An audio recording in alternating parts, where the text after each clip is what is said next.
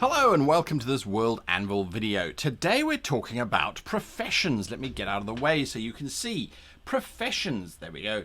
Professions are something that you might sort of dismiss as, well, I don't really need them in my campaign. We've got warriors, we've got wizards, we've got starship captains, we've got private detectives. Those are professions, aren't they?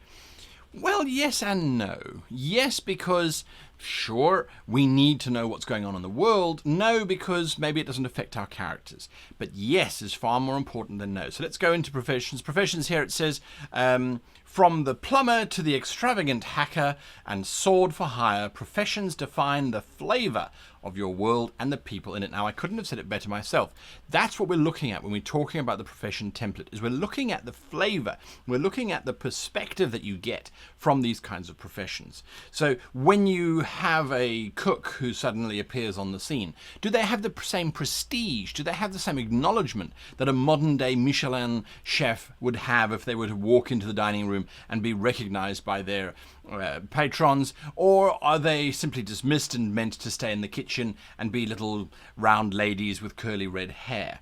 The idea here is that when you start to identify careers, when you start to identify these professions, there is options here for you to add in some details which may seem trivial, but which can be absolutely critical. Now, there's a wonderful meme going around which says, I'm sick and tired of watching middle class people running around buying multi-million-dollar houses. Now, of course, that's referencing to these reality shows where people are looking for the ideal house and they have this exorbitant budget. Meanwhile, their professions are, oh, I'm a housekeeper and in my spare time I dabble as a, crochet map maker. Ridiculous professions that supposedly don't have enough income to warrant the kind of purchasing that they're making. If you know those kinds of shows, you'll know exactly what I'm talking about. So the idea here is that you can then start to craft your story to align better with that. And then there's no better example, in my opinion, than a feature film called Gattaca, which determined your occupation and your social status and everything based on your DNA. And the idea was to show just how different lifestyles existed based on that.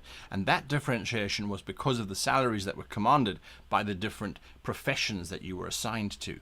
So professions are not just about defining what does a blacksmith do. We kind of know that. In most settings, if you have a fantasy setting and your characters take a horse to a blacksmith, they know that the blacksmith is going to be able to shoe that horse. They're going to be able to make basic implements and that kind of thing, and they're going to have a big forge and they're going to have bellows and those kinds of things. So there's a lot of stuff that we do know already, and I don't think that that's what the professions template is talking about. The professions template is talking about, does that blacksmith have a gigantic mansion off the back of that smithy that's got multiple rooms and there's hundreds of servants wandering around and all those kinds of things? If they do, it creates an incongruency, it creates an inconsistency in your world that people go, well, why do they have all of that if they're just a simple blacksmith? Shoeing horses can't be that lucrative, can it? Is there a war going on that there's so many horses that need to be shoed? It really doesn't make sense. On the other hand, if it's a humble little cottage, people are more likely to buy into it. Now, why do I make such a point on this whole idea? Socioeconomic standing and status has defined our cultures, whether you're Western, Eastern, Northern, or Southern, Central, Northern, doesn't matter what culture you come from. Socioeconomic status often defines how you're treated. Those with very little economic status are treated worse, generally speaking, than those with a lot of it. And there's a whole lot of reasons as to the psychology behind that. But by defining the income, the potential reimbursement that your professions are going to warrant, A, you create a consistent experience for anyone who wants to hire people. They have a similar kind of rate across your planet. But also, and I think this is more important, is that you start to create a space that makes the character fit and feel better, especially if your world focuses on things where these might be important. If you happen to be writing a fantasy novel about people who buy homes and they just want to retire there, it makes sense to try and align what they can spend with the size of the structure that they're going to be buying.